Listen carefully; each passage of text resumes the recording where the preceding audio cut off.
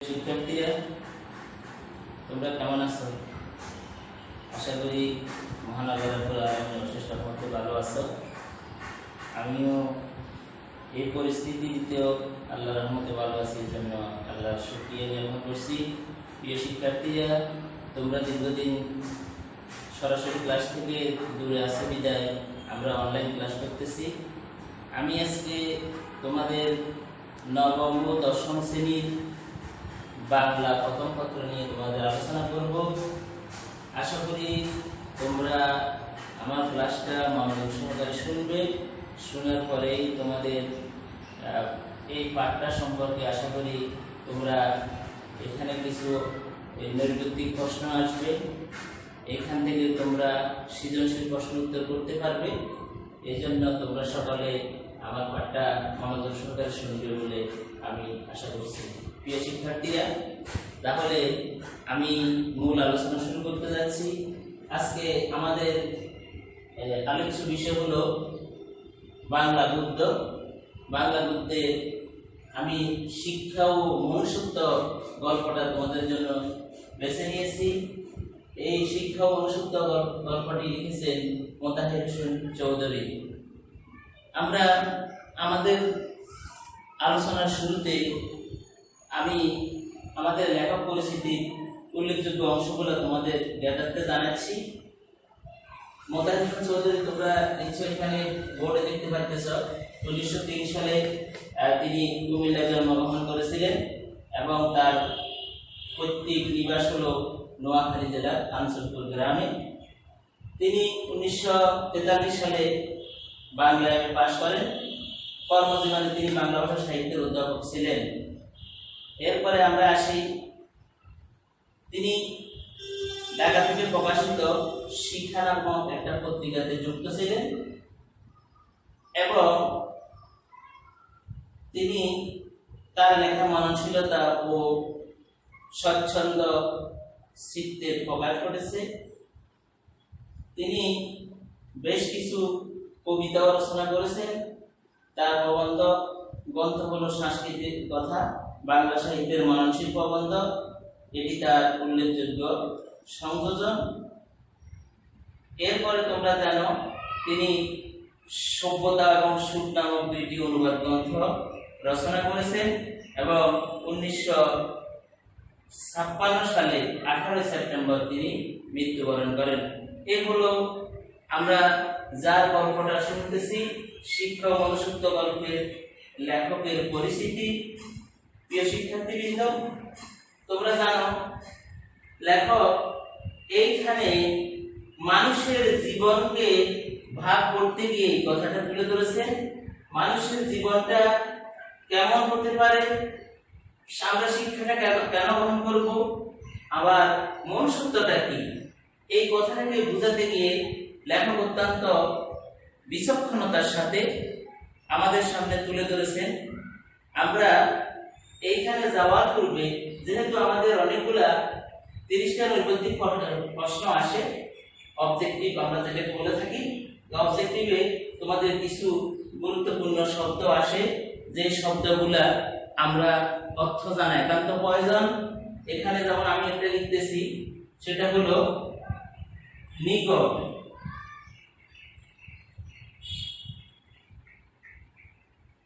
নিকট অর্থ হলো শিকল।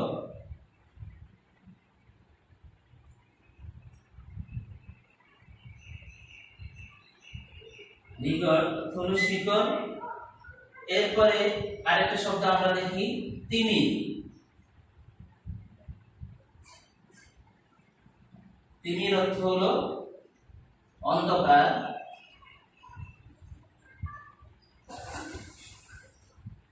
অন্ধকার। এরপরে আমরা দেখি একটা শব্দ আছে পতুল।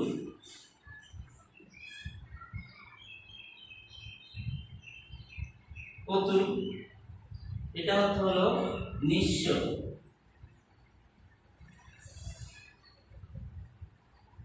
নিঃস্ব। এরপরে আমরা দেখব বেড়ি। বেড়িযন্ত্র হলো শিকল,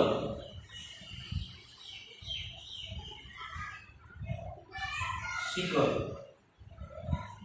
এরপরে আমরা আরেকটা শব্দ দেখব, পিঞ্জরবদ্ধ।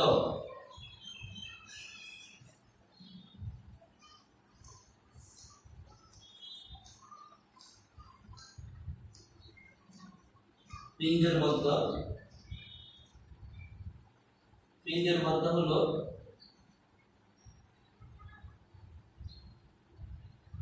খাঁচায় বন্দী।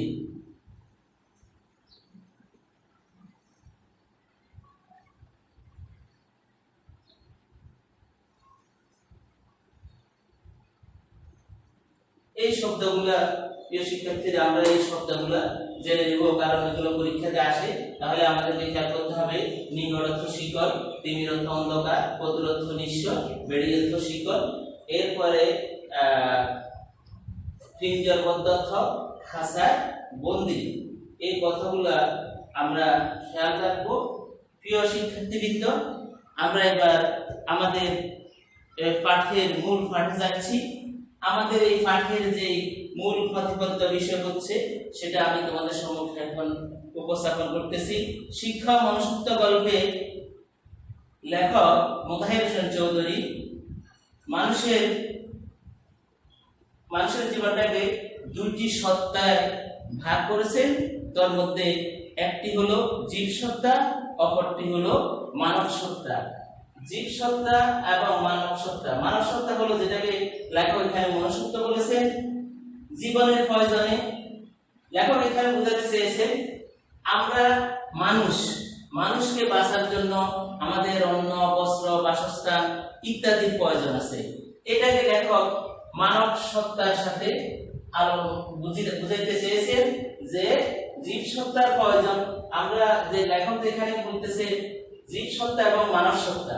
জীব সত্তা মানে জীবন, আমাদের জীবন আছে, আমাদের জীবন ধারণের জন্য যা কিছু প্রয়োজন সেটা হলো অন্ন, বস্ত্র, বাসস্থান ইত্যাদি ইত্যাদি হলো আমাদের জীব সত্তা। আর এই জীব সত্তাকে আমরা যদি মানব সত্তায় রূপান্তর করতে চাই, তার মানে মনুষ্যত্ব তৈরি করতে হলে আমাদের প্রয়োজন শিক্ষা। লেখক এইখানে আমাদের মানুষের জীবনকে একটা দোতলা ঘরের সাথে তুলনা করেছেন। আর এখানে বলতেছে যে দোতলা ঘরের সাথে তুলনা করা যেতে পারে যে জীবন সত্তা সেই ঘরের নিচের তলা আর মানব সত্তা বা মনুষ্যত্ব উপরের তলা। তার মানে হলো লেখক মানুষের জীবনটাকে দুইভাবে দোতলা একটা ঘরের সাথে তুলনা করেছে। একটা হলো জীব সত্তা আর একটা হলো মানব সত্তা। জীব সত্তার কথা আমি আগে বলেছি যে এখানে মানুষের জীবন ধারণের জন্য যা কিছু আছে সেটাই হলো জীব সত্তা। আর মানব সত্তার জন্য প্রয়োজন হলো শিক্ষা। আর শিক্ষা দ্বারা কি হয়? শিক্ষা দ্বারাই আমাদেরকে মানব সত্তার ঘরে নিয়ে যায়। এখন লেখক এখানে বলতেছে যে পিপাসু ব্যক্তি তাকে যখন পানি দেওয়া হয় সে খুব পিপাসু ব্যাপারটি মানবিক করে তোলা তার অন্যতম কাজ। কিন্তু তার আসল কাজ হচ্ছে মানুষকে শিক্ষা কি করে? শিক্ষা মানুষকে তার মনুষ্যত্ববোধ তৈরি করতে পারে। আর এই মনুষ্যত্ববোধ করার জন্য মানুষকে কি করতে হয়? মানুষকে শিক্ষা লাভের মাধ্যমে মনুষ্যত্বের বিকাশ ঘটে। জীবন সত্তার পরে মানব সত্তা। আমি জীবন যাপন করে থাকি, আমি মানুষ হিসেবে বাঁচার জন্য আমার অন্ন, বস্ত্র, বাসস্থানের প্রয়োজন। কিন্তু এটা তো আর জীবন নয়। লেখক জীবনটাকে দোতলার সাথে এই জন্য তুলনা করেছেন যে নিচতলা থেকে উপরের তলা উঠতে হলে সিঁড়ির প্রয়োজন, আর সেই সিঁড়িটাই হলো শিক্ষা। লেখক বলেছেন যে শিক্ষা যদি না থাকে তাহলে আমরা জীব সত্তা থেকে মানব সত্তায় উন্নীত হতে পারবো না। তার মানে আমরা যে তিমিরে সেই তিমির অন্ধকারে থেকে যাব, আমরা কখনো মনুষ্যত্ববোধ হব না। আজকের যে অবস্থা, যে পরিস্থিতি, এখানে যদি আসলে সবাই আমরা যদি জীব সত্তার কথা চিন্তা না করে মানব সত্তা নিয়ে চিন্তা করতাম, তাহলে আজকে আমাদের শিক্ষা ব্যবস্থা উন্নত হতো, আমাদের মানবিক চরিত্র উন্নত হতো, আমাদের দেশে কোন রকম অন্যায় অবিচার হতো না। আমরা আসলে এখন আমাদের জীব সত্তাটাকে গুরুত্ব দিচ্ছি বিধায় মানব সত্তা নিয়ে আমরা কোনো আলোচনা আলোচনা করি না। আর মানব সত্তা আলোচনা করতে হলে আমাদেরকে মানবতা বোধ তৈরি করতে হবে। আর মানবতা বোধ কিভাবে তৈরি হবে? শিক্ষার মাধ্যমে। লেখকের কথা হলো এই যে শিক্ষা লাভের মাধ্যমে মনুষ্যত্ব বিকাশ ঘটে। শিক্ষার ফলে মনুষ্যত্বের স্বাদ পেলে যখন শিক্ষা লাভ করতে পারি, তখন শিক্ষার মাধ্যমে কি হয়? আমাদের অন্ন বস্ত্র বাসস্থান। উদাহরণস্বরূপ আমি বলি, একজন ছাত্রছাত্রী যদি সুশিক্ষা শিক্ষিত হয়ে যদি সে ভালো একটা জায়গায় উপনীত হতে পারে, তাহলে তার অন্য অবস্থার কোনো চিন্তা থাকে না, যেহেতু সে শিক্ষা গ্রহণ করার মাধ্যমে সে ভালো একটা চাকরি পায়। আর চাকরি পেলে তার অন্ন বস্ত্র দুইটারই কি হয়ে যায়? সংস্থান হয়ে যায়। লেখক এই জন্য বলেছেন যে শিক্ষা কি করে থাকে? মানুষের শিক্ষা মানুষের কি করে? চোখের জল। আমি এখানে তোমাদের জন্য এখানে একটি অংশ আলোচনা করতেছি, যে বলতেছে যে শিক্ষার যেমন প্রয়োজনের দিক আছে তেমনি অপ্রয়োজনের দিক আছে। আবার অপ্রয়োজনের দিক যে শ্রেষ্ঠ দিক, সেই শিক্ষায় কি করে জীবনকে উপভোগ করতে হয়, কি করে মনোমালিক হয়ে অনুভূতি ও কল্পনার আস্বাদন করতে হয়। শিক্ষার এই দিকটা যে বড় হয়ে ওঠে না, তার কারণ কোন শিক্ষা ও নিচের দ্বারা বিশৃঙ্খলা। জীবসত্তার গড়টিকে এমন বিশৃঙ্খল হয়ে আছে যে হতভাগা মানুষকে সবসময় সেই সম্বন্ধে সচেতন থাকতে হবে। লেখক এখানে বোঝাতে চেয়েছেন যে আমরা যেহেতু দরিদ্র দেশে বসবাস করতেছি, আমাদের সবসময় অন্ন বস্ত্রের চিন্তায় আমরা এত বেশি চিন্তিত হয়ে থাকি। আসলে এই কারণে আমাদের নিস্তারা, তার মানে জীবসত্তার বিশৃঙ্খলা বিদায় আমরা মানব সত্তায় উপনীত হতে পারি না। উপরের কথা তলার কথা সেই মনে আনতে পারে না। অর্থ চিন্তা নিকটে আমরা কি করে থাকি? সকলে বন্ধে থাকি। অর্থ চিন্তা মানে আমরা শুধু চাই আরো চাই, যার আছে সে আরো ঘুরে ঘুরে চাই। ধনী দরিদ্র সকলের অন্তরে একই ধ্বনি উচ্চিত হচ্ছে, সেটা কি? চাই আরো চাই। লেখক বলতে চেয়েছে আমরা যদি শিক্ষা অর্জনের মাধ্যমে আমরা যদি মনুষ্যত্ববোধ অর্জন করতে পারি, তাহলে আমাদের মধ্যে চাই এই প্রতিযোগিতাটা থাকবে না। এবং মানুষ তখন কি করবে? মানুষ ভালো করে বুঝতে না পারলে মানব জীবনের শিক্ষা শোনা করাতে পারবে না। ফলে শিক্ষার সুফল হবে ব্যক্তিগত, যেখানে দুই একটি মানুষ শিক্ষার আসল উদ্দেশ্যটি উপলব্ধি করতে। তাই অন্য চিন্তার নিকট থেকে মানুষকে কি করতে হবে? মুক্তি দেওয়ার যে চেষ্টা চলছে, সেটা আমরা চাই আমাদের দেশ দরিদ্র মুক্ত হোক, এটা অবশ্যই সাধুবাদ জানাই। কিন্তু লেখকের কথা হলো শুধু অন্ন বস্ত্রের এটা চিন্তা করলে লাভ হবে না। আমাদেরকে শিক্ষা দীক্ষার মাধ্যমে একজন সত্যিকার মানুষ হিসেবে গড়ে তুলতে হবে। নিজেদেরকে সত্যিকার একজন নাগরিক হিসেবে গড়ে তুলতে পারলে, আমি যদি শিক্ষার মাধ্যমে যদি মনুষ্যত্ববোধ জাগ্রত করতে পারি, তাহলে আমার দ্বারা কোনো অন্যায় অপরাধ করা সম্ভব হবে না। এই কারণে লেখক বলেছে যে শিক্ষার মাধ্যমে মানুষ কি করে থাকে? মনুষ্যত্ববোধ জাগ্রত হয়ে থাকে। হয়তোবা আমরা এখানে প্রশ্ন করতে পারি যে এখন তো দেখা যায় যে শিক্ষিত লোকগুলাই মনুষ্যত্বহীন কাজ করে। এটার মূল কারণ হলো তারা সুশিক্ষায় শিক্ষিত হতে পারেনি বিদায় আজকে তাদের এই সমস্যা। আমি আশা করব তোমরা আমার আজকের এই ক্লাসটার মাধ্যমে এই কথাকে উপনীত করতে পারবে যে শিক্ষার মাধ্যমে, সুশিক্ষার মাধ্যমে আমরা মনুষ্যত্ববোধ অর্জন করতে পারবো। আর যখন আমাদের মনুষ্যত্ববোধ অর্জিত হবে, তখন আমরা কখনো অন্য চিন্তা, অন্যের জিনিসের প্রতি লোভ, অন্যের প্রতি হিংসা, ঈর্ষা ইত্যাদি আমাদের মধ্যে থাকবে না। এবং আমরা সত্যিকার মানুষের মতো মানুষ হতে পারবো এবং আমাদের মধ্যে মনুষ্যত্ববোধ সৃষ্টি হবে। সকলের মাঝে যদি মনুষ্যত্ববোধ সৃষ্টি হয়, তাহলে আমাদের এই দেশ হবে সবচেয়ে শান্তিপ্রিয় দেশ এবং মানুষের সাথে মানুষের থাকবে মমতা, স্নেহ, ভালোবাসা ইত্যাদি। তাই তোমরা লেখক মোতাহার হোসেন চৌধুরীর শিক্ষা মনুষ্যত্ব গল্পটি ভালোভাবে পড়ে নেবে।